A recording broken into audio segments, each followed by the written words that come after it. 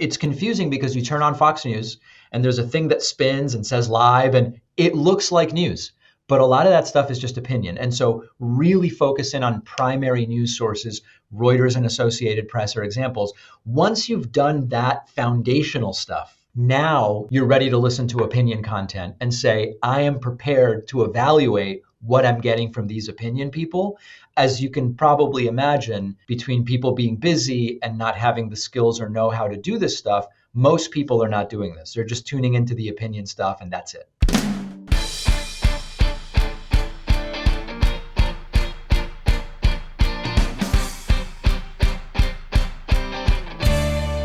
Hello, and welcome to the Politics Girl podcast. I'm your host, Lee McGowan. Let's get into it. Well, the country appears to be in free fall. Trump's insane on-again, off-again tariffs are disrupting everything from consumer prices to American business success to the stock market. Our national security is compromised by incompetent and dangerous leaders who don't understand secrecy or the responsibility of their jobs, and masked goons are snatching people off the street and sending them to torture prisons in El Salvador without trial. American children are dying from long ago eradicated diseases, while our water and air are allowed to be poisoned for profit, and Republicans are trying to strip people, particularly American women, of their right to vote using both executive orders and the recently passed in the House SAFE Act. And yet, 30% of the country still seem totally on board with the Trump leadership and party doing this to us. It's like they don't even know what's really happening, because they don't. Which is why I have asked David Pakman to join us today. David is the host of the nationally syndicated independent progressive talk show, The David Pakman Show, with over 3 million subscribers on YouTube alone. And he is also the author of the new book, an instant New York Times bestseller, The Echo Machine: How Right Wing Extremism Created a Post-Truth America, which addresses how the fall of critical thinking and the rise of reactionary politics has done such destruction to this country and what we can do about it. If there is one thing the 2024 election cycle showed us, it's how the right wing benefits and capitalizes on disinformation and the polarization of U.S. politics. Critical thinking and media literacy are almost non-existent these days. And if our country is unable to agree on facts, how do we possibly start to fix our ever-growing litany of problems? To give us his insights on this problem, please welcome my guest, talk show host and progressive political commentator and author of The Echo Machine, David Pakman. Welcome, David. So good to be with you. Well, thank you for coming. I can't believe you haven't been here before. We share the same ecosphere. We're both big picture people. So I'm really glad you came today. Thank you. Yeah, no, it's great. And I've been looking forward to this. Yeah, well, as I was saying in the introduction, there is obviously so much craziness going on in the country right now at the hands of this, inept and self-dealing president with the support of his inept and self-dealing cabinet and enabled by a completely corrupt Republican Congress. So, but we didn't arrive here overnight, right? This is a 50-year plan come to fruition that was only made possible because of a collection of events that included rampant disinformation from our media and the toxic polarization of U.S. politics. So Americans are at this point where the vast majority have lost what you call their critical thinking skills and our media literacy. So we don't even know what's going on. We can't even agree on what the facts are anymore. So how do you fix problems when you can't agree what the problems are? One of the first parts of fixing is we do have to take a look at what are we teaching kids and when are we teaching it. And as I've said before, if you come across a 30, 40, 50, 60-year-old who's struggling to make sense of the messages they're getting from media, you can deal with that. We can deal with that, but that's what I call a retail solution, one-on-one. To really solve this problem, we have to be teaching some of the things that many state school boards of education, like in Texas, have gotten rid of, starting at probably 8, 9, or 10 years old.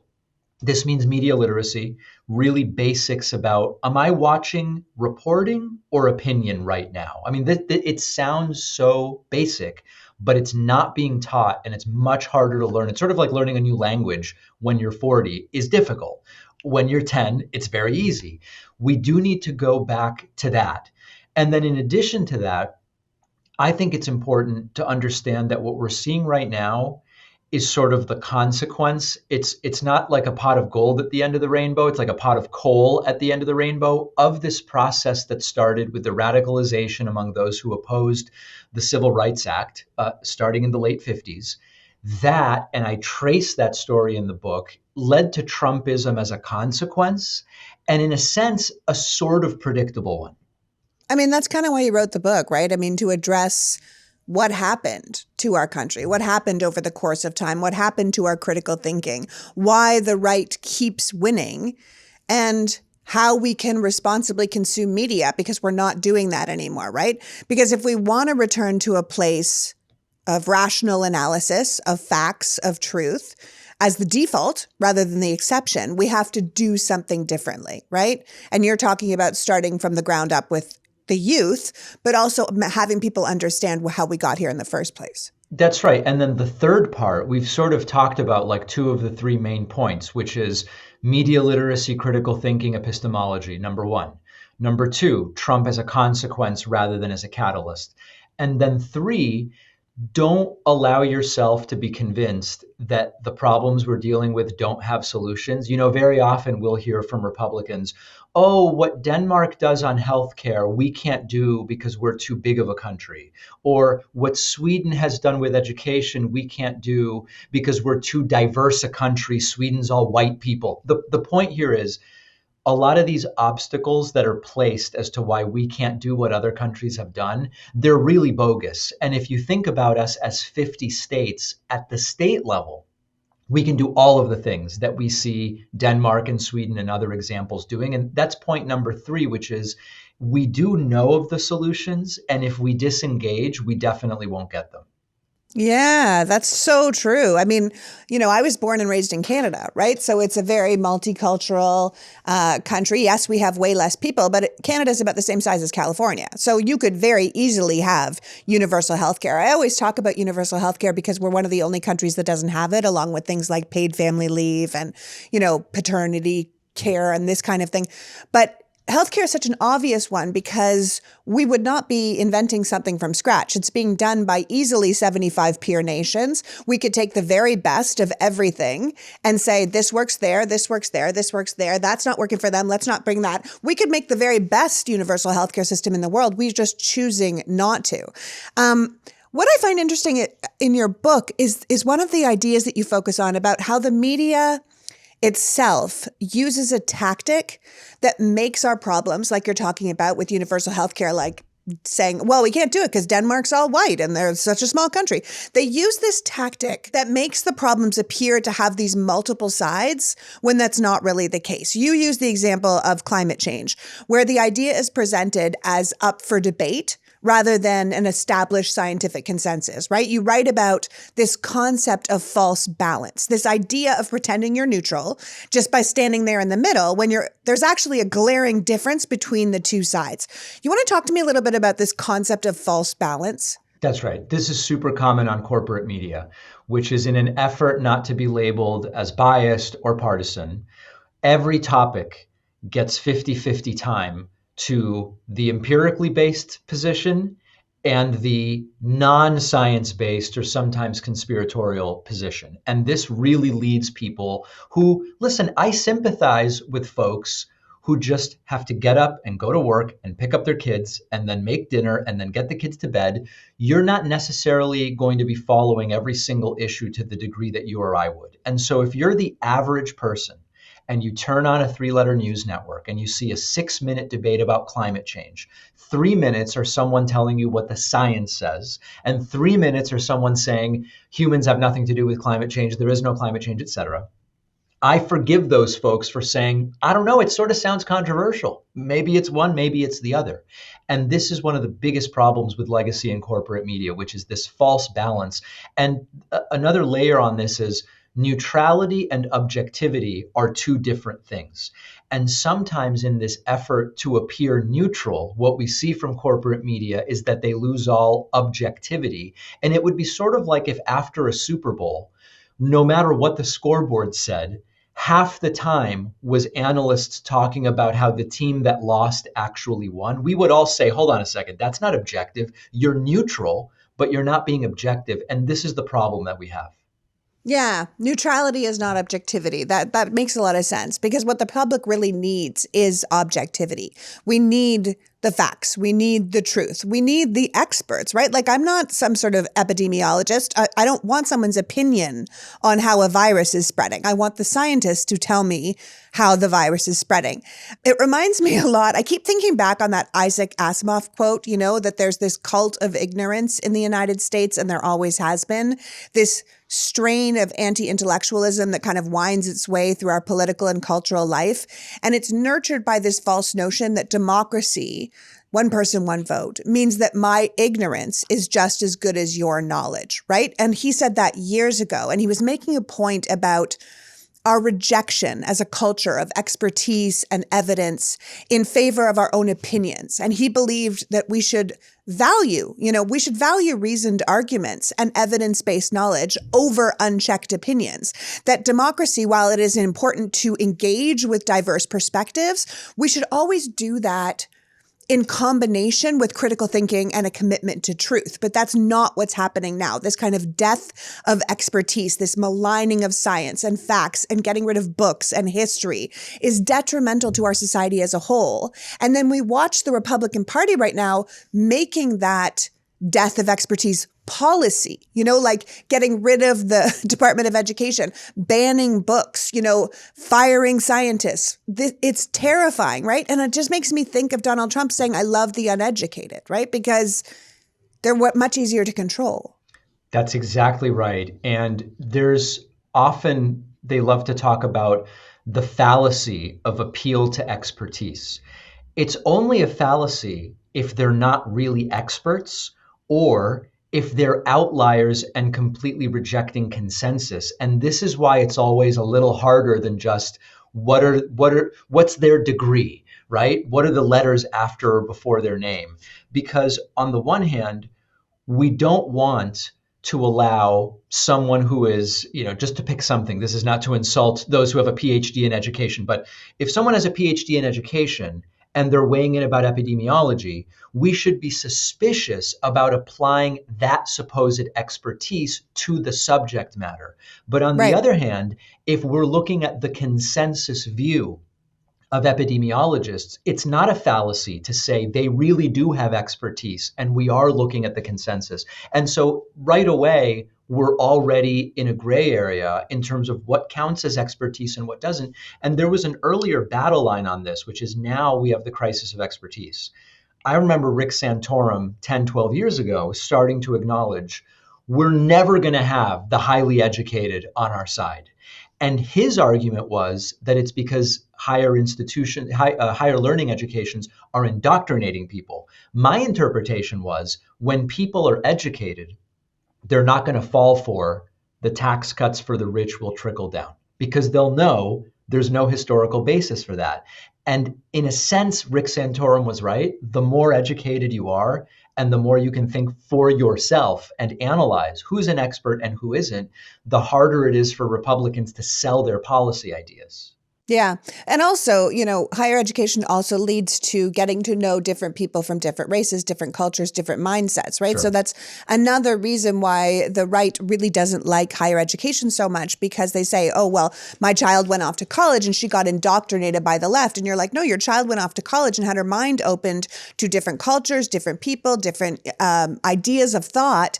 And she thought, oh, well, maybe everything I've been taught in my small town America wasn't exactly what's true. And now my mind is more open. That's not indoctrination. That's education. And that's what they don't like, And I think about your book, The Echo Machine is kind of exposing this rot in corporate media, right? This idea that we're allowing unsubstantiated claims to stand on equal footing with empirically supported ones.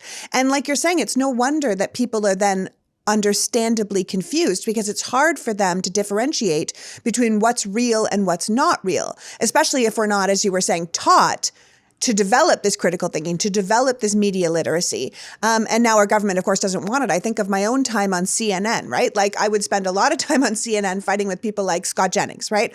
You pair an expert in something with a lobbyist or a professional contrarian, right? And that's not a fair fight because those people are there. They are paid to get at as many talking points as possible, to muddy the water, to change the subject, to talk a party line.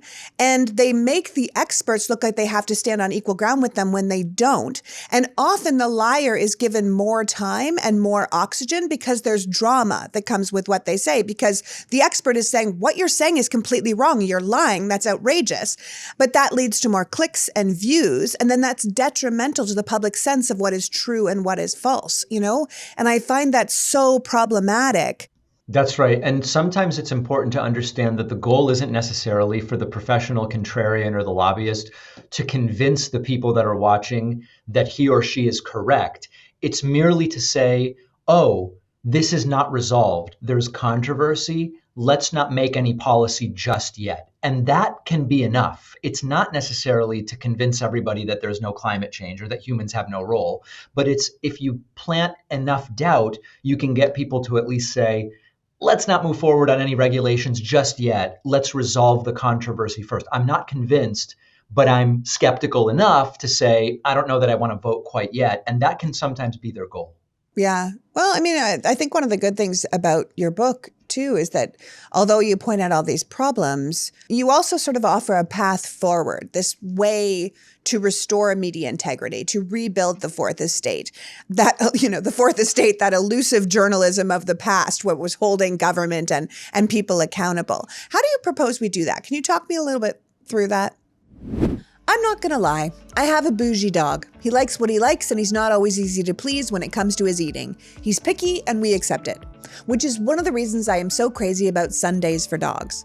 Chips goes in and out on foods, but he has a sensitive tummy. So even when I try homemade from scratch dog foods, he likes it for a couple of days and then he rejects it. Or I buy really expensive dog food that's supposed to be the best, and we go through 5 poop bags a walk. It just doesn't sit well with his tummy. Needless to say, over the years, I have wasted a lot of time and a lot of money trying to find something Chips would both eat and tolerate, which is why Sundays for Dogs is so terrific. Sundays is a fresh, healthy dog food that's easy to store and serve. So even if I put it out and he refuses to eat it right away, I can leave it there or I can put it back in the bag and try again an hour later. I didn't just waste an entire serving. Mostly, I keep his food in my office now. So if he doesn't feel hungry at breakfast, I will just wait until he comes and asks for food midday. And then I just pour and serve. Sundays is a fresh-made dog food from a short list of human-grade ingredients, co-founded by a practicing veterinarian who tests and formulates every version of each recipe. Sundays contains 100% all-natural meat and superfoods and 0% synthetic nutrients or artificial ingredients. Dog parents report noticeable health improvements in their dogs like softer fur, fresher breath, and better poops. And unlike other fresh dog foods, Sundays doesn't require refrigeration or preparation because of their air drying process. So you can literally just have it when you need it. Travel with it if you want. Plus, Sundays is delivered right to your home, so you never have to worry about running out of dog food again. And if your dog doesn't like it, you can cancel or pause your subscription at any time with their 14-day money-back guarantee. So why not give Sundays for Dogs a try? Get 40% off your first order of Sundays by going to sundaysfordogs.com/politicsgirl or using the code politicsgirl at checkout. That's sundaysfordogs.com/politicsgirl and use the code politicsgirl at checkout for 40% off. Trust me, you will not be disappointed. So I got into a conversation with a woman in a bathroom recently, and she was apologizing to me because she was trying to fix her shapewear by the sink. And she said, I'm really sorry, I should have done this in the stall, but this thing is always rolling down. And I literally said to her, have you tried Honey Love? It doesn't do that. And she was like, no. And then she got out her phone and wrote down Honey Love. Honey Love uses targeted compression to sculpt and smooth where you want it and ease off where you don't. That means it's super effective as shapewear, but also comfortable to wear all day because it works with your body, not against it. And you will feel and see that difference immediately. Plus, with flexible boning in the sides, it prevents it from rolling down, so you never have to be that woman sneakily trying to adjust herself in public. Plus, Honey Love shapewear features lingerie-inspired design details that you will want to show off. You won't just look like a hot dog inside its casing. As we come up on spring and summer, you might want to look into their best-selling Superpower shorts. They have targeted compression that distinguishes between the areas where you want more support and areas where you need less compression. Honey Love's Signature X targets and sculpts your midsection without squeezing out all your natural curves. And the Superpower short also has a booty lifter with boost bands on the back of the thigh to give your bum an amazing shape. So treat yourself to the most comfortable shapewear and save 20% off site-wide at honeylove.com/politicsgirl. Use our exclusive link to get 20% off at honeylove.com/politicsgirl. And after you purchase and they ask you how you heard about them, please support the show and tell them that we sent you. Experience a new standard in shapewear with Honey Love. And to that woman I met in the bathroom, I really hope you got some because I know you're going to like it.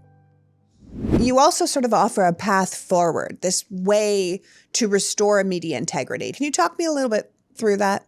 There's a few different aspects to this, and my answer to this question is a lot different today than it would have been 10 years ago, because the sheer portion of the population that now is getting their news from short-form video platforms, for example, or algorithmically based platforms is so much higher than it was. But the pillar of it, the base of this kind of pyramid, for lack of a better term, would be we need to be teaching critical thinking and media literacy to kids no later than 3rd, 4th, or 5th grade. In places like Finland, they do it even earlier. And these kids are really good at this stuff. I mean, it's shocking when you see some of the news coverage of how they're doing critical thinking and media literacy in Finland. So you start there. Then you really want to encourage learning of the fundamental concepts of a lot of these fields. To really understand tariffs, you're not going to understand that from watching CNN. You're not even really going to understand what the battle lines are when you watch CNN, unless you have a foundation, not only in critical thinking, but also in basic economics. You then want to primarily be getting news from news reporting agencies. It's confusing because you turn on Fox News and there's a thing that spins and says live and it looks like news. But a lot of that stuff is just opinion. And so really focus in on primary news sources. Reuters and Associated Press are examples. Once you've done that foundational stuff, now, in my opinion, you're ready to listen to opinion content and say, I am prepared to evaluate what I'm getting from these opinion people. As you can probably imagine, between people being busy and not having the skills or know how to do this stuff, most people are not doing this. They're just tuning into the opinion stuff and that's it. Yeah, because I mean, like you started with, you have to have a basic knowledge of economics. And I was like, whoa, you lost me right there. You know what I mean? Like most people don't have that. I do not have that. You know what I mean? Like they do not teach that in school. And I think about that with media literacy. There's also financial literacy. Like most of us have no idea how the stock market even works. So it's like, oh, the stock market's up, the stock market's down. And people are like, okay, that doesn't really affect me, except their 401k is in there. Their, pensions are in there. Like that kind of thing. If you don't understand, you don't understand. So you have to have somewhere to go that they're telling you the truth. I think Brian Tyler Cohen had a really great quote about your book. He said it was essential reading for anyone who wants to stand up to disinformation and deepen their understanding of politics without getting lost in jargon, which I think is really important because we all get so overwhelmed with the jargon. Obviously, that's a wonderful compliment. But does that resonate with you? Is that what you were hoping to see? Absolutely. And you sometimes hear these catchphrases like, if you can't explain it like you would to a 5-year-old, you're probably on the wrong track. And it's sometimes a fallacy. Sometimes it's true. There is complicated subject matter. There's no question about that. But on most of the issues, there's a kind of lowest common denominator reality with a lot of the issues that corporate media is dealing with. And we really should be able to explain most of these issues. I mean, a tariff is a tax on imports. The importer pays it, not China. That's basic fundamental stuff. And we should be able to communicate with that level of simplicity, at least to open some of these conversations. Yes, but we should have a president and a head of the trade policy that tell us the truth as well. They can't say China's going to pay for it when the truth is a tariff is something we're going to end up paying for because they're going to pass the costs along to us, the consumer. Yes. So it is very hard when you have your leaders blatantly lying to you for their own personal well-being, right?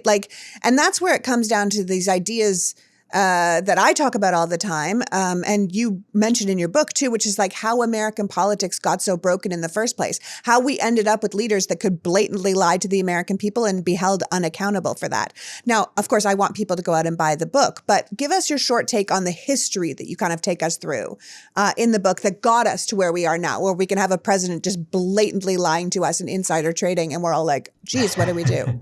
So the guideposts basically are post-World War II, post-New Deal, we start to see this emerging civil rights movement. Civil Rights Act was 1964, but it really got going in 57, 58. The people who started to oppose racial integration and the Civil Rights Act in the late 50s became the folks who eventually supported Reagan, became the folks who did not like Bill Clinton, supported Newt Gingrich's takeover of the House of Representatives in 94. That group morphed into those who supported George W. Bush, opposed Obama, and by the time Obama's 2 terms were up, were ready for just about anything that was questioning what they really felt about Obama, which included some policy disagreements and some racism, right? I mean, I think there's a mix of different things. Trump with the birther stuff was perfectly positioned. Trump did sort of connect with genuine concerns about economics, including what is happening with offshoring. Trump, with his "I'll fix the trade" stuff, he identified something real. His solutions were bogus, and he was seizing also on xenophobia and racism. Fine. But that's a trajectory that really frames Trump as like the opportunistic person positioned in 2015 to seize on this, rather than someone who created this movement out of nowhere. This is a movement that was 50, 60 years in the making.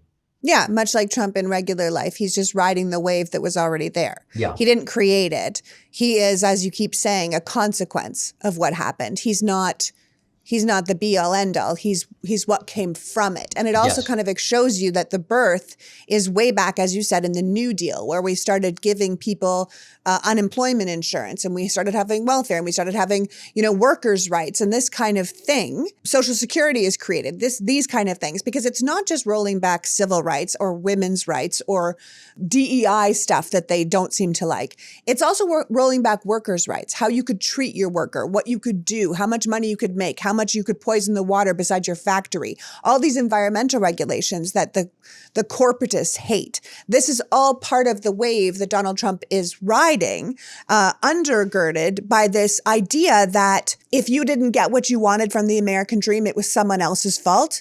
It wasn't your fault. This kind of grievance culture. And I think that makes a lot of sense that we were sort of ripe to be taken by any charismatic entertainment type figure with populist rhetoric. And those people were just scooped up by him. And he's unapologetic, right? He really is very dynamic. When you talk about leaders that are authentic, Donald Trump is authentic. He's an authentic asshole, but people like that, right?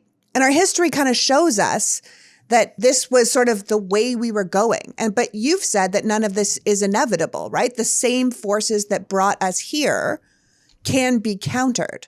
The question is, do we choose to counter them, right? I think that that's absolutely right. And in the aftermath of the November election, I saw some people on the political left disengaging, and they were understandably, disappointed is not strong enough. It's more despondent, I think, is the way that I would put it.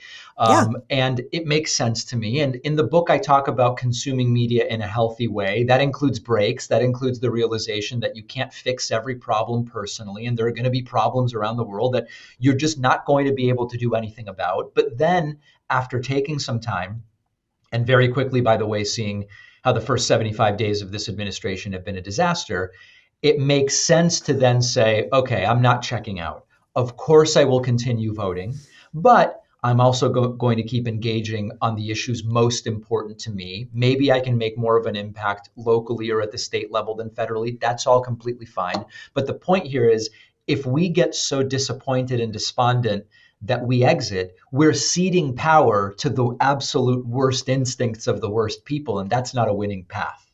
No, it's not a winning path. It's an understandable path because you want to just be like, forget it. I'm lying down. I'm going back to bed. I can't deal with any of this. It's a nightmare every single day. Right. But we can't do that. because we really do have to fight back. So I think it's important that it's not like we pretend things aren't fucked up, but the choice is we either throw our hands up in the air and say, well, that's it, we can't fix it, or we roll up our sleeves and say, well, that's it, let's work to fix it. I think those are the two choices. I often think when I sit down and I try and think about this country, I get overwhelmed too, just like everybody does. And especially if you're like us and you're taking in so much news all the time, it's hard not to feel demoralized by what's going on. But the whole thing kind of reminds me of, do you know what kintsugi is? It's a Japanese art of repairing broken objects where they use gold to fix ceramic pottery or glass to make it more beautiful through repair, right? So kintsugi is a repair technique, but it's also a philosophy, right? That encourages us to embrace our imperfections, right? It's this process that highlights the cracks and the repairs that were made, and it celebrates the history of the object to find beauty in healing and renewal. And I have a kintsugi bowl and I love it because it reminds me of like something can be broken and fixed again and be more beautiful.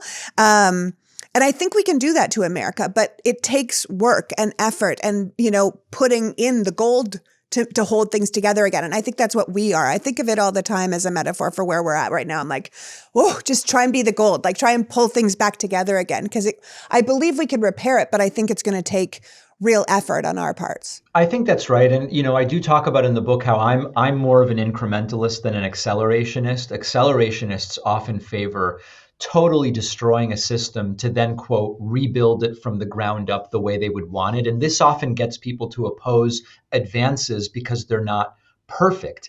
The late Senator Ted Kennedy was excellent at explaining how historically we've made the biggest advances on the political left through incrementalism. And I talk about in the book the progressive era, 1890 to 1920 or so, the New Deal era, and the Civil Rights era. At the time, it felt like slow progress. Looking back, we now realize these 10 to 30 year periods, so much progress was made. But importantly, a lot of the stuff, for example, around the New Deal was because of who got to appoint Supreme Court justices 10, 15, 18 years before the big accomplishment gets signed into law. Progressive era, including women ultimately getting the right to vote, civil rights era, it's the same. And the risk of doing the accelerationism is sometimes when you break the whole thing down, you think it'll be rebuilt by the people you want rebuilding it in the way that you want it rebuilt. But those power vacuums often lead to even worse people with even worse ideas actually getting to do the rebuilding. So for me, the proof is in the incrementalism of those three eras that I talk about. So Aesop fable style, slow and steady wins the race. In a sense, yes. I think I just keep coming back to this idea that people can't discern news from opinion anymore. They can't discern fact from fiction, and that the people in power don't want us to be able to because it serves them for us to be media illiterate and unable to tell the difference. What do you think we can do about that aside from telling people to fact check original sources, that kind of thing? Because I think it comes back to your idea about younger people. Like you started off as an author writing a number of books for children. You wrote Think Like a Voter, A Kid's Guide to Shaping Our Country and Future, Think Like a Scientist, A Kid's Guide to Scientific Thinking, Think Like a Detective, A Kid's Guide to Critical Thinking. And you started by addressing the young, which I think is really important because we know that the young should be taught earlier. You're talking about countries like Finland, but I also think gosh, I wish we'd done it with people like my parents. Like my dad is a boomer, right? He often says to me things like, well, this thing is happening and I'm really outraged about it. And I say, well, where did you read that? And he's like, I don't know, somewhere. But, it has to be true. He heard it from his friend or he read it from a right-wing news source. And I end up saying to him, well, you might want to double check that because I don't think it's right. And you don't want to be spreading that as disinformation. And I think my father has become open to that because he lives with me in his life. But I think there's a lot of older people that used to be able to trust the paper, used to be able to trust the news, used to be able to turn on the TV and the person that told them the thing was the facts. I feel like those people, are they lost to us? Do we just assume? Do we take responsibility for our older people and then we try and do better with our younger people? What do you think would be the best there? So we just got back from a trip and there was lots of sun involved. And our family went through so many bottles of OneSkin sunscreen. It just goes on so smoothly and does a great job at making sure you're not burnt. Sadly, we ran out of it by the end of the trip and my poor husband's forehead got pretty crispy. But you don't need sunscreen just in hot places. UV rays are sneaky, and things like pollution and blue light exposure can also wreak havoc on your skin and speed up cellular aging. That's why you want to wear a broad spectrum sunscreen every day. OneSkin is the only skin longevity company proven to reverse cellular aging. Their SPF blocks UV rays with a non-nano zinc oxide and neutralizes the free radicals that come from UV pollution and blue light with a potent blend of antioxidants. The ingredient behind it all is OneSkin's OS1 peptide, the first ingredient to target the root cause of skin aging, cellular senescence. OneSkin was founded in 2016 by an all-woman team of scientists with PhDs in skin regeneration, stem cell biology, immunology, and bioinformatics. After testing the abilities of more than 900 so-called anti-aging peptides, they developed the OS1 peptide, the first ingredient to reverse the skin's biological age by reducing the accumulation of senescent cells, a key driver in skin aging. OneSkin runs their entire R&D process in-house, strictly adhering to the rigor of the scientific process from start to finish, so every claim is based on lab and clinical studies and documented on their site. OneSkin believes the purpose of skincare is not just to improve how you look, but to optimize your skin's biology at the cellular level so it is more resilient to the aging process. Again, founded by an all-woman team of skin longevity scientists, OneSkin is redefining the aging process with their proprietary OS1 peptide, the first ingredient proven to help skin look, feel, and behave like its younger self. Get 15% off with the code PoliticsGirl at oneskin.co. That's 15% off at oneskin.co with the code PoliticsGirl. And as always, after you purchase, when they ask you where you heard about them, please support the show and tell them that we sent you. Invest in the health and longevity of your skin with OneSkin. Your future self will thank you. This podcast is sponsored by MD Hearing. MD Hearing makes high-quality, easy-to-use, rechargeable hearing aids with exceptional sound quality that are personalized to your hearing profile. With these ridiculous tariffs, everything is just going to get more expensive. But if you need a hearing aid, that is something you just can't put off, which is why I'm pleased to tell you that MD Hearing recently cut their prices in half, despite all of this inflation craziness. MD Hearing was founded by an ENT surgeon who saw how many of his patients needed hearing aids but couldn't afford them. So he made it his mission to develop high-quality hearing aids that everyone could afford. MD Hearing has now sold over 2 million hearing aids, and they offer a 45 risk-free trial with a 100% money-back guarantee, so you know you can buy it with confidence. People that use them call them simple to use, durable, and better than hearing aids they've had which cost 10 times as much. And as someone with older people in my life who already have hearing aids, I can attest that hearing aids are a fortune and often not covered by insurance. Why? I do not know. So get the high-quality, affordable hearing aids you deserve with MD Hearing. Go to shopmdhearing.com and use the promo code PoliticsGirl to get a pair of hearing aids for just $297. That's over 90% less than in-clinic hearing aids. Plus, they are adding a free extra charging case at a $100 value just for listeners of Politics Girl. That's shopmdhearing.com and use our promo code PoliticsGirl to get a pair of hearing aids for just $297. Are they lost to us? Do we just assume? Do we take responsibility for our older people and then we try and do better with our younger people? What do you think would be the best there? I really see this as a retail versus a wholesale strategy. Like I said earlier, Okay. We still engage in these conversations, but we recognize that these conversations are about one person who, yes, then may inform others by what they reshare on Facebook or whatever the case may be. But it's a retail approach. But then we've got to do the wholesale approach too, which is let's prevent folks from even falling into this stuff in the first place with the education changes that I'm advocating for, et cetera. You do both, right? It's sort of like if you have a business, you're selling a granola bar, you might do some selling directly to consumers and you sell to some big box stores and then they're the ones who sell. I suggest we do retail and wholesale simultaneously, but we understand that they're two different things. And it might be good to get the youth on board with it. Like I have a 17-year-old and I can see how essential it is. Like he's being taught some modicum of media literacy and how to check original sources because it's so easy to trick them. through TikTok and these places that they're getting information, he'll often say things to me and I'm like, that's a lie. Where'd you learn that? And he'll be like, here. And I'm like, no, that's totally false. But I do the same thing. I said to my husband the other day, I showed him a video and he goes, that's AI. And I was like, it is? Like, I had no idea. So it's now we've added that element of AI to everything too. So I think you're right that the sooner we teach the kids, the more they will be able to discern truth from fact. And then at the higher level with people like our parents and our grandparents, we do that on a one-on-one basis. We take responsibility for our people on a one-on-one basis.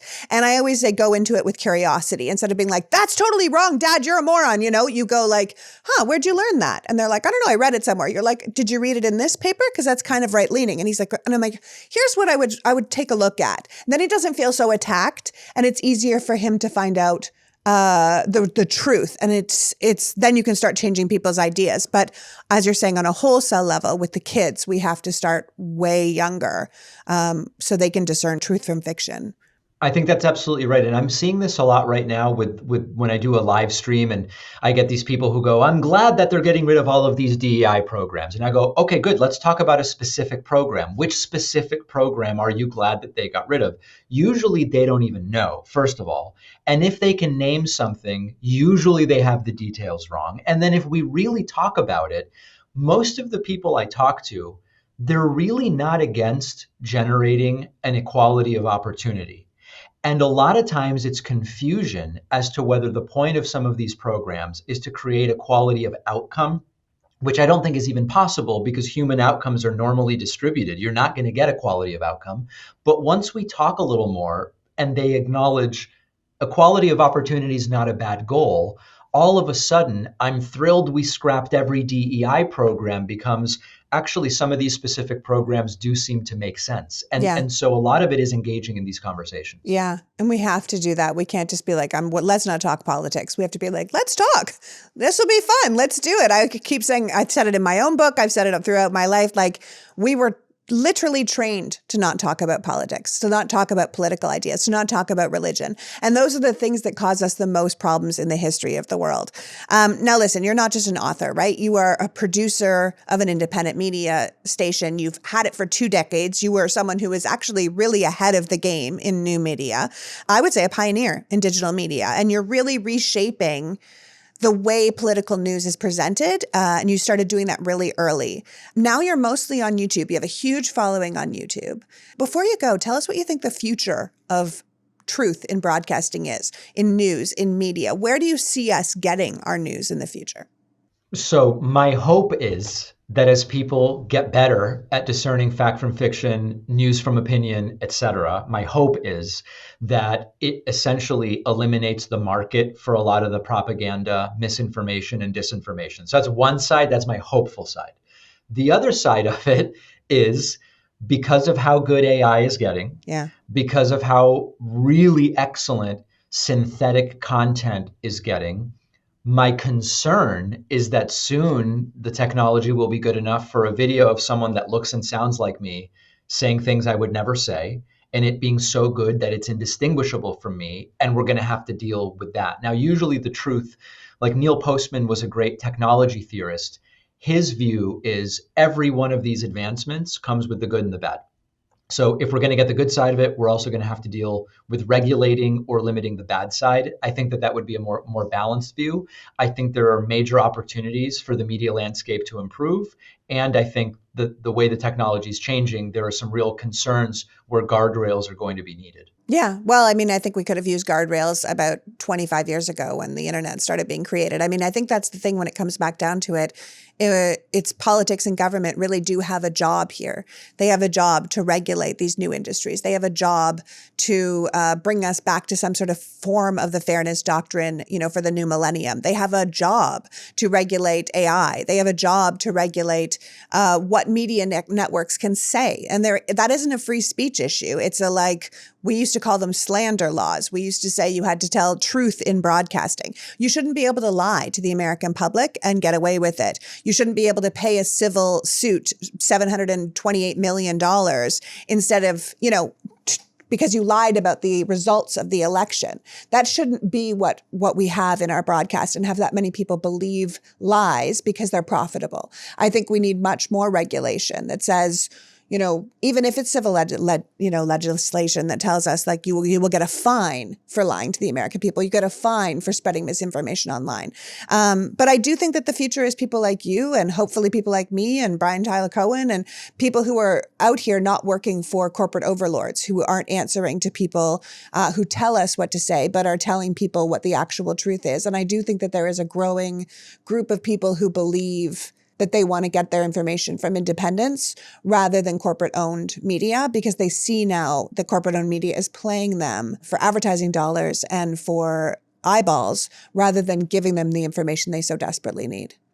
I agree with that. And I think if we want to find something optimistic as we wind down the conversation, Yes. and this is serious, I think that the degree to which the left ecosystem in the first quarter of 2025 has been growing is like no other period since I've started doing this. And the number of genuinely large players, medium to large, medium, the number of new people that are entering the space on the political left. If there's anything to find here, a sort of like glimmer of hope, I think it's that. Yeah. People are seeking real information and they should continue to do so because that's the only way we start fixing things. And I think it comes back to what you said, like, don't let yourself be convinced that there aren't solutions, because there are. We just have to kind of work for them. I want to thank you so much for joining us today, David. Before you go, tell people how they can buy your book and how they can follow your show. You can find my show at davidpakman.com, and then the book's available everywhere you would assume books are available, and any local bookstore. If you want to really work with a local bookstore, any local bookstore can get the book. Amazing. Thank you so much for joining us, and keep up the amazing work, and congratulations on your New York Times bestseller. Thank you, and likewise. So that was David Pakman reminding us neutrality and objectivity are two different things. That we don't need our media to stand in the middle of two ideas. We need them to stand outside the two ideas and lay out the facts. And if legacy media won't do that anymore, then we must choose independent media who will. That while we might have to address certain people's disinformation in a one-on-one way, we need to be addressing our children as a whole. Young people must learn how to discern truth from opinion, AI from humanity, and refuse to allow unsubstantiated claims to stand on equal footing with empirically supported facts. David's book reminds us that what we're living through is a consequence of decades of action, and that Trump is a result of that action rather than the creator. But we can't just be convinced by the people who brought us here that there is no way out. There's lots of ways out. Plenty of solutions if we choose to implement them. But that starts with our consuming media in a healthy way and teaching the people around us to do the same. I want to thank David for joining us today and you for caring enough about democracy to be here. Now go check out the Echo Machine and start being the change you want to see. Until next week, PG out. Before you go, I just want to thank the premium members of this podcast and encourage you, if you're not a member, to consider supporting my work. As David said, the independent media space has never been growing faster. And those of us who are actually supporting the truth and working for the collective good really need your help. In a world of propaganda working for profit and power, we need to support those who offer the opposite. So if you aren't a member of Politics Girl Premium, please go to politicsgirl.com and consider signing up. You will get this podcast ad-free along with my rants and bonus content sent directly to your inbox. So even if my work is silenced on social media, you will still get access to the truth. There is a link to sign up in the bio of this episode, but also at politicsgirl.com. And as always, please like and share this podcast so we can grow our audience. The more people who have access to real information, the faster we can change the collective consciousness to do something better. As always, thank you for your time and support. Politics Girl podcast is written and performed by me, Lee McGowan, in partnership with the Midas Media Network, and produced and edited by Happy Warrior Entertainment. All rights reserved.